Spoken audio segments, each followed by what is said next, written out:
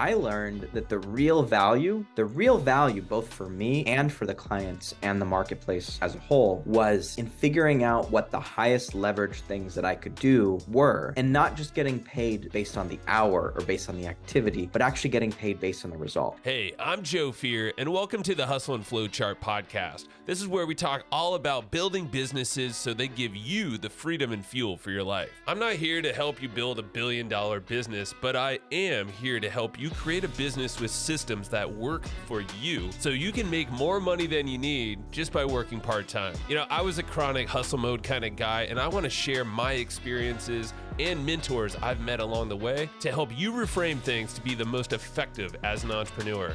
I wish I had this guidance and insight when I was younger, so that's what I'm doing here for you. Please share and enjoy. Hello. Welcome back to another episode. I'm your friend, Joe, and I'm thrilled to have my buddy Justin Keltner on the podcast today. I see him as a true powerhouse when it comes to this combination of personal development, technology, and digital marketing. The guy has been doing all of that in some type of way for his entire life, it seems like. He started building websites at 5.5 years old, went through some tough times as a kid, finding himself and with his family. We dive into how that really made him who he is today and some unique things and actionable insights that he gives to you when it comes to persuasion and sales and really seeking the most leveraged position when it comes to your business and your personal life and how to expand on that. Because what he does, I guess, in his day job, quote unquote, it's his business. He's essentially the email scientist. He helps 7-figure coaches with large email lists to sell their high-ticket products and programs in a much more leveraged fashion. He's all about using what you have rather than going and spending a bunch of money and doing some external stuff. So by the end of this episode, you'll walk away with a bunch of insights, actionable stuff around personal development, sales optimization, the importance of understanding persuasion and the fundamentals there. So make sure to get ready to take some notes. You're going to hustle and flowchart on this puppy, and you're going to unlock some things that I feel like you can put into action right away. So I will see you in the episode, and let us know what you think, and make sure to go grab everything in the show notes that I've listed and go check out hustleandflowchart.com for all that information, and I'll see you in the episode. Justin, we are going. Stoked to have you here. I feel like this has been a long time coming, man. How you doing? Absolutely. It's great to be here. We've had so many conversations over the last few weeks about life and business and personal growth and everything in between. It's great to finally be on here and have an opportunity to speak to your audience and to really share some of our conversations and some of the lessons that we've both been learning with a lot of people. Yeah, for sure, man. So taking a step back, I think we originally met through Trevor Turnbull at Traffic and Conversion. I don't know how many years, like 5-ish, maybe 6. Diego, yep. Yeah. And it's always been, I feel like at the events, we'd pop around, I'd see you, we'd chat a little bit, and then that was kind of it. And I never got to know you, or even really understand what the heck you do. And you've done a lot, and there's still not a lot I know. So that's where this episode will be a fun one. And just to speed people up, because Trevor's been on the podcast, Mike Prince as well. And we've talked a lot about the group, and just like the power of micro habits and actions and all this stuff, accountability. And you're one of the dudes in that group too. So small group, and we've learned a lot, shared a lot. So this was a long time coming. We'll just see where we go. So I feel like, let's talk about who you are. And then ultimately, obviously, like on the business side, we'll talk about some of the stuff you're doing with email deliverability, some best practices there that people can swipe and deploy or whatever they're doing. I think you specialize in like high ticket sales, right? And clients that have those kind of offers. Absolutely. And email deliverability is just kind of one of the things that we do. Really, it's all about, on the business side, it's all about how do we leverage what people already have, especially business owners with large customer lists, and get them more sales, more high ticket sales specifically, without having to go and spend a bunch of money on ads, without having to throw so much more into the mix. It's really a utilization and optimization equation to just take advantage of what you've got and to serve more people in a big way without having to dump a bunch more money into Facebook, because you and I both know that money would be much better served served actually making a difference with our clients and in the world in Zuck's pocket. So that's right. Zuck doesn't need any more. Yeah. Well, like what you said, start with where you're at right now, because I think everyone can relate to that no matter where you're at, large company, or if you're just starting something new, refining an offer. Like I'm refining some of my own offers. And that's actually what I was thinking. Like, what do I got right now? It's like podcast, email list, network, guest, like we can rattle off all these things. And sometimes we just ignore some of those buckets or those audiences that we have access to. And it's just framing a really good offer and obviously presenting value. So you've been doing that. We've been chatting about that in the group. So let's maybe dog ear that for a moment, because I'd love to go back and learn more about you, what you've done, because you've been in this space, online marketing, for what, like 14, 15 years? So we're both right around the same time frame-ish. But you tell me, man. Like, yeah, if you want to count when I built my first website at 5.5,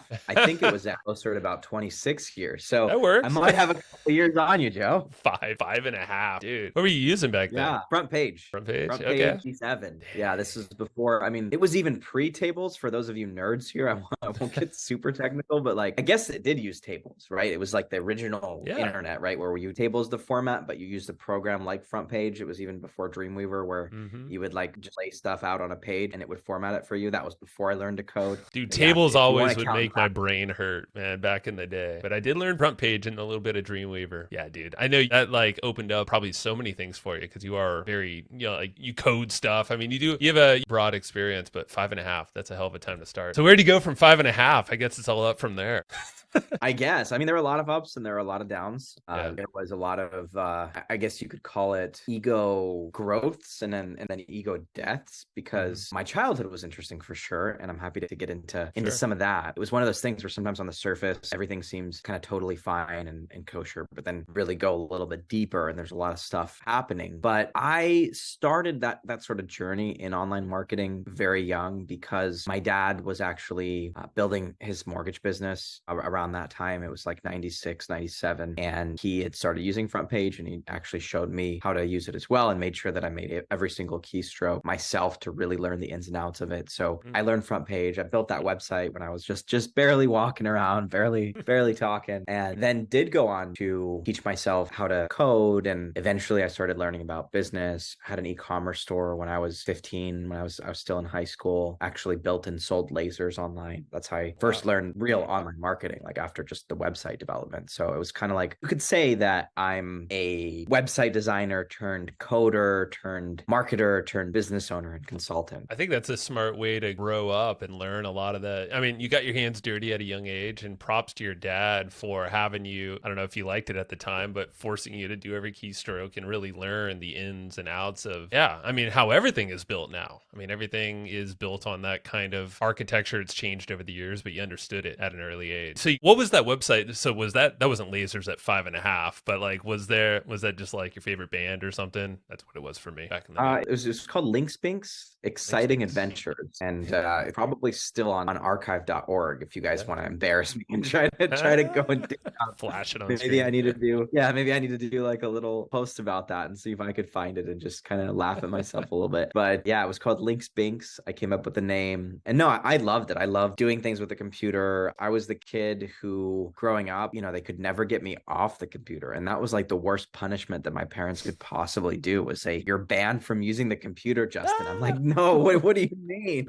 But I found ways. I was clever. I figured out how to get on computer even when I wasn't allowed. But I always loved things apart, trying to put them back together, driving my mother absolutely crazy. When I took apart a couple $100 model, whatever, little airplane thing and all the electronics to see how things worked. Yep. I learned Front Page, really enjoyed that. I learned, like you said, the kind of the frameworks of the internet, and it was a simple kid site. That's how it started off, and then it evolved into more things. And when I was 11, we were on a trip to Aruba, and I sold, those little fav icons that appear on websites when you favorite them. So I sold one of those to a diamond dealer on an airplane at 11 on the way to Aruba. Wait, you sold the icon itself, or like the creation of the icon for his website? No kidding. on an Yeah, so there airplane. are lot of little So, mini stories and all that. dude, okay. So you had the sales, or at least you were getting that. Was that from your dad as well? Like being in mortgage? I'm assuming I mean, you were learning the tech side, the sales side. Maybe, I think that I was definitely curious about people, but not nearly as curious as I was about technology. And something kind of interesting happened. Like I didn't have a ton of friends growing up. A few friends that I did have as a kid were basically like adult friends. I would Hmm. get along much with my parents' friends at a party than other, whatever, 7-year-old when I was a little kid. And I think it's because I'd always kind of had just a very curious mind and a very systems thinking mind. So I think I may have learned about people almost inadvertently because I started recognizing patterns in technology. So like I start to understand computers and how those computers worked. And because there were certain things that were a little bit turbulent growing up, I felt a lot of just solace and what's the word, security and like connection to the tech, right? Yeah. When you feel like you can trust this technology more in a way than you can some of the people around you, you can predict and start to analyze patterns. If I give a computer this input, then it's going to say this thing back. Yeah. And that was comforting to me growing up because I knew what would happen, right? You put a piece of code and it's going to say this, you give this input, it's going to say that. So you asked about sales, and I think that somehow me trying to work on figuring out computers and how they work taught me about people and patterns and communication and how some of those elements of sales work. I've Interesting. never considered myself really a salesperson though. Yeah, like that was probably the last skill that I learned. I've always just been very good at fixing stuff and figuring things out and understanding processes and really getting the nitty gritty. I've always been very detail oriented. Yeah. So it's really more recently that I've actually reached out and started to connect more with people and become a tiny bit more extroverted and start understanding those elements of things. That's interesting. I mean, sales, I'm no sales expert, but know a lot of the, obviously the fundamentals and how that works. But I mean, I'm sure you could boil things down to the fundamentals and get an expected response, which it sounds like you really enjoyed, is something that was expected, like input and output. And obviously people are unique creatures and all that, but we have these, persuasion elements that kind of work, and the needs and desires of people more or less. So you tap into that,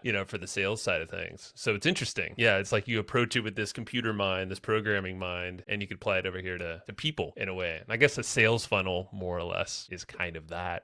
It can be repeatable and predictable in a lot of ways. Talk about I'm curious about your childhood and growing up. You said it's turbulent, and obviously you didn't have a lot of friends around, so you connected with technology and found comfort there. I mean, was that like did you continue to build things over the years? Because I feel like and I've heard little glimmers in the group that you've done some stuff in real estate. Maybe that's because of your dad as well. And some previous, I don't know, I guess there's a couple things. You said turbulent years, which are interesting because I feel like a lot of people can relate to those. I'm curious of the upbringing, like without a lot of friends, but connecting with adults. I feel like you almost like wise before your years, and how did that, I guess, serve you in growing up through turbulent years and also into business eventually? Because it sounds like it was always kind of wrapped up into that somehow. Okay, so one of the biggest challenges that I faced as a child, and I'll preface this by saying, I really think that my parents did as good of a job as they could have raising my sister and I, given their backgrounds and given the resources they had, especially at their disposal, like based on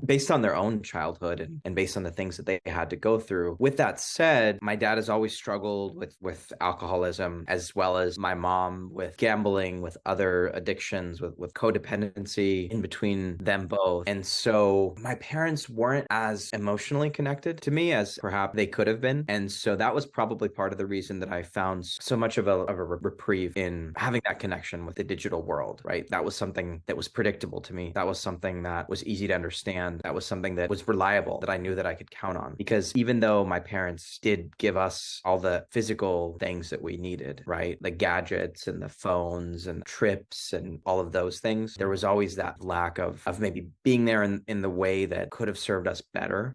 So for me, it looked like kind of having to grow up, like you mentioned, having to grow up very quickly, having to adult a lot earlier than perhaps I needed to. I remember a time, and I haven't really shared this with too many people, but when I was, I think, 14, 15 years old, I decided to leave my mom's house in Northern California and go and live with my dad, even though, like I mentioned, his challenges with alcoholism and a lot of other things that he was dealing with at the time. There was just so much chaos with my mom, and a big part of it was my fault, right? I wasn't the easiest kid growing up.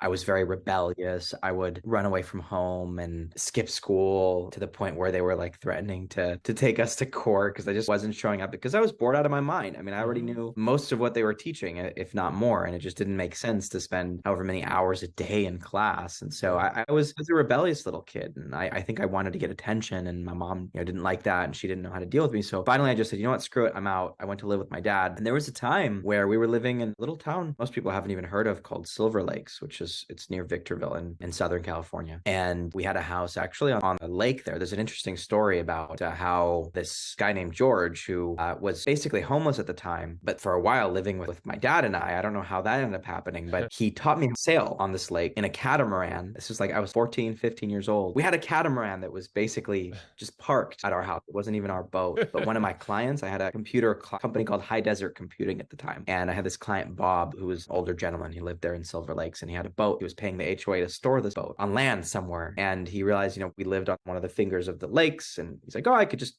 park my boat there and you could use it whenever you want. I'm like, okay, yeah, perfect. So George was staying with us, taught me how to sail a catamaran in this little man-made lake in Southern California. That was actually probably one of my peak experiences growing up. It was a lot of fun sailing out on the lake. That's fun, man. Yeah. That was fun. And there were a lot of good experiences like that for sure, especially leaving kind of the comfort of my mom's house and being in this relative chaos with my dad. But I had to like hustle because there were times where he was just not able to really like produce or work, unfortunately, because of that disease, because of alcoholism. And it was sad. I was in a position where either we were going to be evicted. We already didn't have money to pay for the electricity. So we would basically have no air conditioning. It was 120 degrees outside. So you got fans, you're sweating. But then on top of that, there wasn't enough money to pay any of the bills or pay the rent or anything. So I took a city bus 45 minutes each way, to the nearest like big town. We were in the middle of nowhere. Go and hustle and get clients. And I had a couple print shops that would give me business building websites. Again, 15, 16 years old.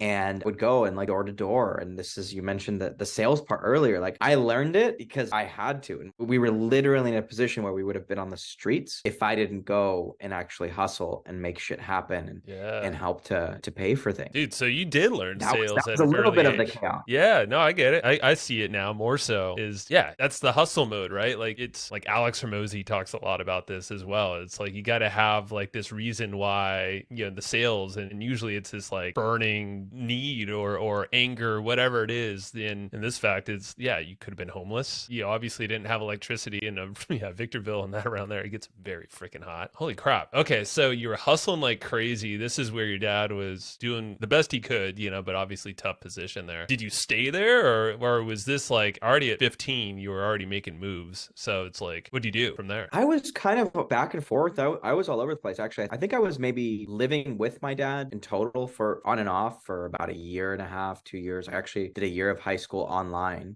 And I spent part of the time actually traveling with my uncle. He had a family in Tijuana, Mexico, and now they're finally all, together in the States. I lived a good part of the time down in Tijuana as a teenager with him and his family. And when I started to learn Spanish and also realized that there's more to the world than just the US. But I traveled, and that was kind of a reprieve as well from all the chaos of my father, because sure, there was also chaos, but it was a different type of chaos. And I did feel a lot of sense of a family, when I was with my aunt and my uncle and cousins, and it was a different, level of connectedness and stability. And I also a brat there too. I didn't know how to be really a good kid or how to function as part of a family team, because all I'd ever really seen was that example of chaos and instability. And that's kind of a common theme. So for me, like the biggest lesson I think in that is being able to turn chaos into order. I think for me, that's been like the number one lesson throughout all of it. And all of these things that I've been through, all of the experiences that I've been through with my parents, with other things that I got involved with, perhaps that were even less wholesome or less legitimate than websites that I got dragged into, and figuring out how to like reconcile a lot of those things and how to kind of get back on the straight and narrow. It taught me a lot about perseverance and a lot about just transforming the chaos around me and being able to create inside from all the craziness that was going on in the outside world. Did you have tools to do that? I feel like the order thing, putting chaos into order, you were doing that from a young age with technology. Did you have tools for like internal chaos? Because I can just imagine like emotionally, and all that. Like, how did you navigate that? I didn't have tools. I mean, I'm American father and ex-Soviet Russia, right? My mom came from Odessa, Ukraine when she was 16 years old to the US, but it was USSR, part of the Soviet Union back then. And their idea of even things like meditation or therapy, God forbid, or anything of that nature. Like, what are you, crazy? She'd say in her Russian accent, Justin, why are you paying for all this therapy? She does not know what she's talking about. Why are you paying $100 an hour for her to tell you that your parents are and what to think? I could tell you that for free. You don't need any of that shit. That's good, dude.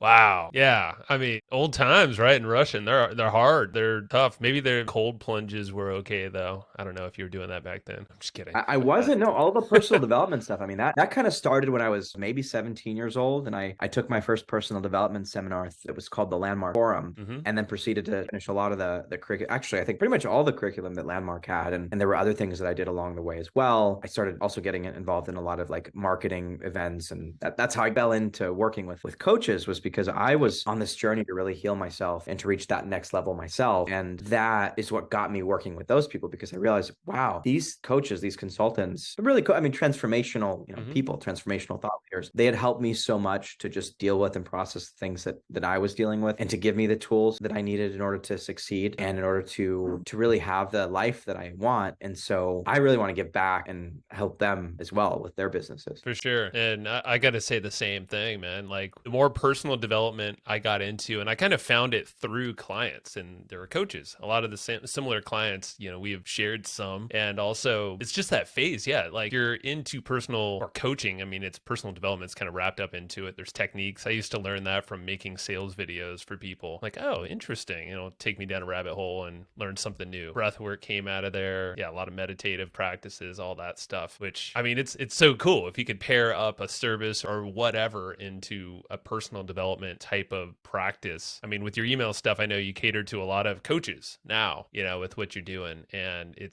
just feels good to help them as well. And then it kind of comes back. I want to, let's see here, curious of where to go, because I feel like, so what did you do in terms of, I guess, with coaches? Did you always play the consultant role, like with this, with helping them? Or am I wrong that you were in some real estate stuff and did that as well? I guess fill me in there, and how you, I guess, when you grew up a little bit more and were on your own, like, what did you choose to build? And like, did you learn anything new after you left your parents, your TJ, with your family down there as well? Like, what did that look like once you got into some personal development and working with these people? Sure. So I never worked selling real estate, but I did work for about 2 years for quite a large real estate sales. And I was like the guy kind of behind the scenes. So actually there's a parallel here, because most of the journeys that I've had with clients over the years, whether it was with real estate organizations, with consulting organizations, with some of the like solopreneur coaches, I've always been the guy that has come in like the hired gun. Yeah. So they called me the Swiss Army knife of digital marketing. That was actually what our mutual friend Trevor used to call me when I was working in his business, because I worked with Trevor actually for about 4 years. And that's probably how we ended up meeting in San Diego at a couple of those events. And so I was always the guy behind the scenes, just connecting the dots, building the systems, doing all the technology. And what was interesting was that deep down, I really had this desire. I didn't really know it at the time, but I had the desire to be like them. I wanted to be the coach. I wanted to be the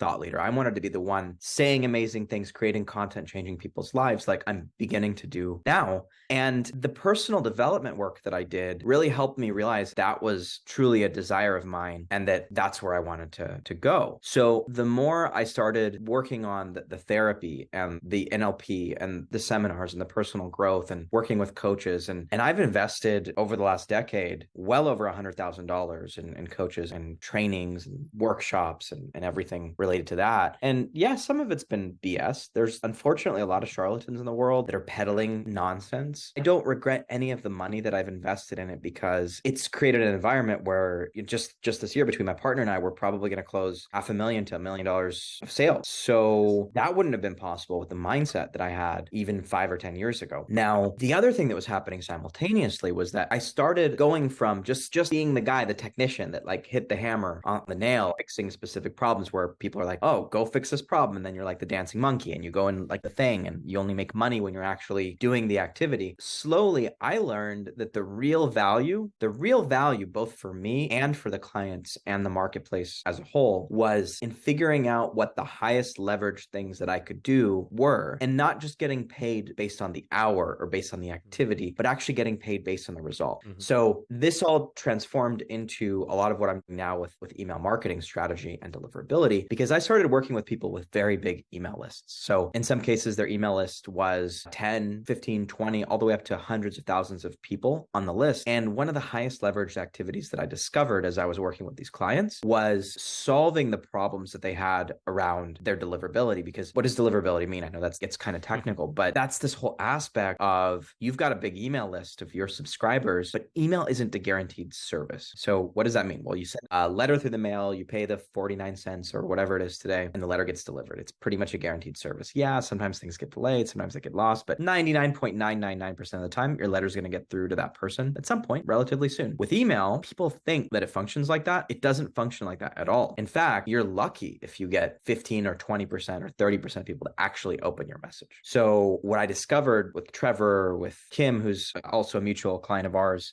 and with several of these other coaches and business owners that I worked with, was that one of the lowest hanging pieces of fruit was fixing the deliverability. Because guess what? You can go and get another 100 leads a week by spending $400 a week on Facebook, but that's $1,200 just as an increase. So you're already spending, right? So instead of going from $3,000 a month to $5,000 a month on ad spend, you can just follow 2 or 3 or 4 little hacks. I don't even call them hacks because that sounds black hat. I don't do any of the black hat, gray hat stuff. Like, this is all very compliant. It's all best practices. It's all following what the email providers explicitly and implicitly tell you that you should be doing, but most people don't.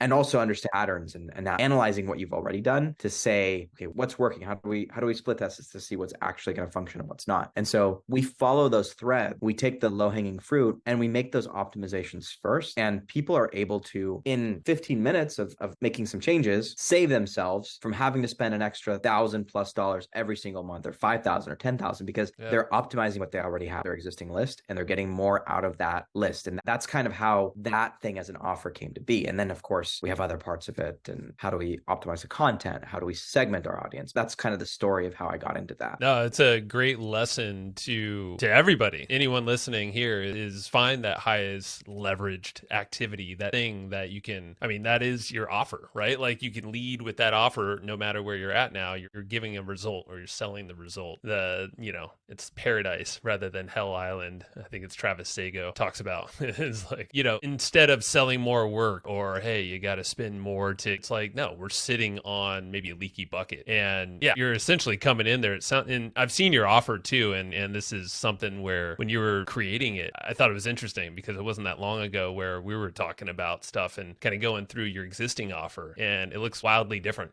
And it's cool because I know it's working for you as well. And it's exactly what you do. I can relate a lot to the whole hired gun thing too. For the most of my time, I've been a consultant and just worked on a bunch of different projects. And with what you're saying, you kind of learn a lot of patterns, what's working, what's not, what is that highest leverage thing. I think it's a good practice for all of us to do and think about probably consistently, because I'm sure it's going to change over the years as well. With the more we learn and the more we're working on stuff like this. Yeah. And you made a great point, Joe, just about offers. And I wanted to really drive that home. Let's do it. I know you want a couple of the tactics, and I mean, however much time you have to get into that, I'm absolutely down to share whatever I can. But before we even go to anything specific to email, I don't think people actually understand quite the importance of the offer. I went from making, even in the last 5 years, like 50, maybe $100, $150 an hour, to having a minimum offer, like the minimum engagement. Most of what we're doing now is actually involving both cash and equity. Nice. We're actually moving Waybrick done for you. But my minimum offer, my minimum package now for any type of service work is $15,000. Perfect. Yes. So for making $50 an hour just a few years ago, literally, I mean, it was literally just an issue of repackaging from $50 an hour to easily over $1,000. Now, I'm not working and billing that 40 hours a week, sure, but that's the beauty of it. I don't have to work 40, 50, 60, 100 hours between delivery and sales in my business, because I might be charging $500 to $1,000 an hour, right? Effective rate, maybe even more. I don't even know what it is at this point, because now I have people fulfilling on a lot of the things for me. So I don't even look at it as an hourly equation. But effectively going from 50 to 500 or even more just by repackaging what I was selling, that's that's, I think, one of the key takeaways here. And what's allowed me to now have the freedom to be here in Miami with my partner, to travel the world, to be on podcasts like this for 2 or 3 hours a week or more in many cases, and be able to share my message and impact more people, getting into like charity work, other things that I want to do to help make the world a better place. Yeah. It's difficult to do that if you're billing per hour and you're just consulting and you're solving problems that people say that they want help with, but aren't necessarily the best leveraged use of your time or their time. And it's scattered energy for the provider, us. You're solving problems, different problems, and putting energy in different places. I mean, for our mind, it's tough to do. It's like tugged at all ends. I'm actually more curious to dive through the offer thing than the email stuff personally. And I know you have a ton of email information. Let's just like shout out like for people who are very curious about the deliverability stuff. I know you have a guide. So if you want to shout that out really quick so people can pop over there. And then I'd love to dive into some of the key things you're learning with offers. Yeah, absolutely. So I do have a guide, and actually this focuses a little bit less on deliverability and more on points of optimization in the funnel. If people listening are specific challenges with deliverability, they can totally reach out. I'm at Justin T. Keltner on all the socials. We could share that again at the end and in the show notes, or the emailscientist.com. Contact me through there. But most people aren't having deliverability issues. Like there's a lot of people listening, I'm sure, that maybe aren't at the 6 or 7 figure level yet, because typically the minimum size of business I work with is already doing 500,000, a million, a few million a year, depending on kind of what their offer is. This offer specifically, or this guide that I have, is more for a lot of the rest of us, and it's still applicable to larger businesses, but I just think it had a little bit more universal appeal. And that's how I increased my clients' sales by their sales call bookings by over 1,350% in a week, just by adding a few elements to that funnel, in addition to what they were already doing with their email marketing. And deliverability, I've got plenty of guides on that. It's just that sometimes it gets really technical and it's not what everybody needs. But this guide, which you can find at the emailscientist.com/guide, is more about how to increase sales call bookings for your high ticket offer. And again, if they get that and they're like, oh, by the way, I really want some help with deliverability, I've got, like I said, guides on that too. But I think this one better fit because it goes into so many things that are like, again, hanging fruit. It's all about optimization, all about easiest things that you can do right now. And deliverability, I'll be honest, it's tough. You can do a lot of it yourself, but there's so many moving parts to it that it's probably not the highest leveraged use of your time. If you're a business owner and you're making a few million a year, probably doesn't make sense for you to try to figure out what Google's email algorithms are and how to optimize for those. My team's already figured it out. We've been doing this for over a decade. And so for those kind of things, they can reach out and we can have a chat and go more in depth into that one.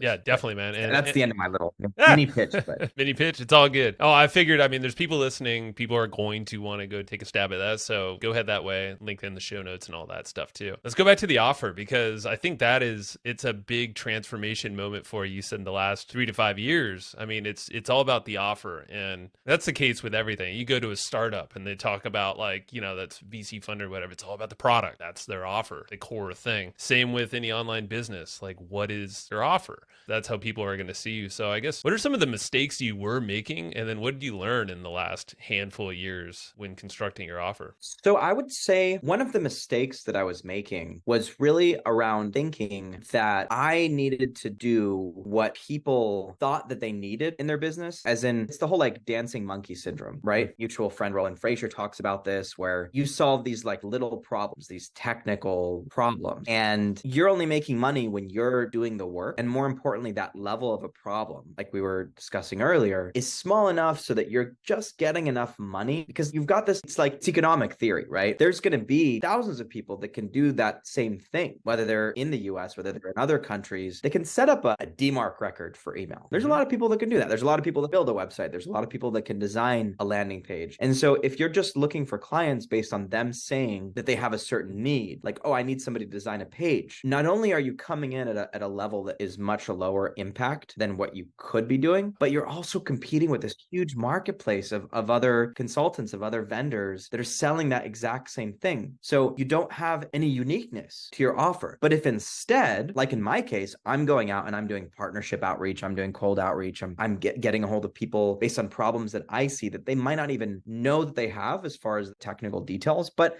they've probably been suffering by not having their emails go through as much as they were before, by their sales decreasing, compared to what they were like before. By customers reaching out and saying, hey, your email went into spam. I can predict they're having that problem before they're even fully aware that's really the problem, that's really what's going on. And then I can provide the solution. That's much more effective because you stand out in this crowded marketplace and because you're helping them with something that is actually the real issue, which is how do we close more high ticket sales from our list? How do we sell more of our products or services through email? How do we make sure that we don't get blacklisted and that doesn't kill all of our chances of actually having success with what we're doing in our email marketing, which is a part of a greater overall integrated strategy. Yeah. So that was probably the number one mistake I was making before, is just being the hired gun, being the technician versus thinking like a business owner. It's a lot of the employee versus business owner mindset as well, because employees say, okay, great, I'll put in the time. That's another concept, is it's about time. And so I should be billing per hour, or maybe I should have a retainer and that retainer has a certain number of hours per month. I said, screw all of that. I'm going to look at what the problem is that I'm solving, which is we're going to double your click-through rate in 90 days. And this is how much it's going to cost. If we double their click-through rate, guess what? Their sales are doubling. Yep. And what they're paying me for perhaps 3 months of work between my team and I, not only is fixing their email deliverability and their email marketing and their sales problem, right? Because really the big problem is sales.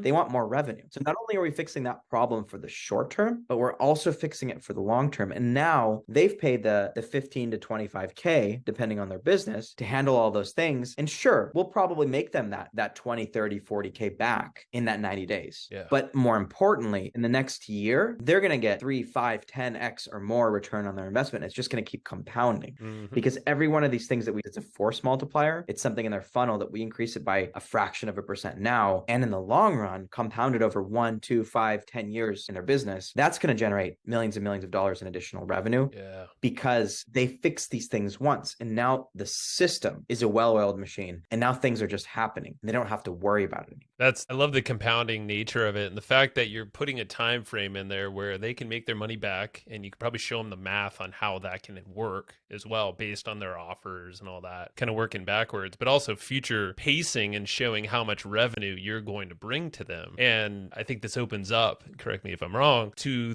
maybe a rev share equity play, because you now are creating this future value that you can pretty much track back to what you're doing. I'd love to learn more about what I'm doing now. Cool. Tell me about how, I guess, give me a little bit more details. And I know you mentioned Roland, fascinating guy, obviously, and brilliant mind. And yeah, he's talked a lot about on this podcast, a bunch of ways on how to build equity and do deals that way. Like, how are you structuring that or thinking about building equity or maybe rev share into these deals too? So I have a current partner of mine who has her own business, and we're working on really combining forces in a lot of ways here. And I get a percentage of everything that comes in. We've built a lot of the components of the funnel. And so there's a certain percentage. I don't want to get into specific numbers, but the deal could look like anywhere from 15 to 20, 30, maybe even 50% of the increase that you create. Or if it's an integral part of the business, maybe even more, right? So sharing on profits from an even larger amount of business because you're the person who's generating all of it. So let's say somebody's doing $250,000 a year and you say, look, I can get you to 500K. They'd be crazy not to say, let me cut you into 10 or 15% of that increase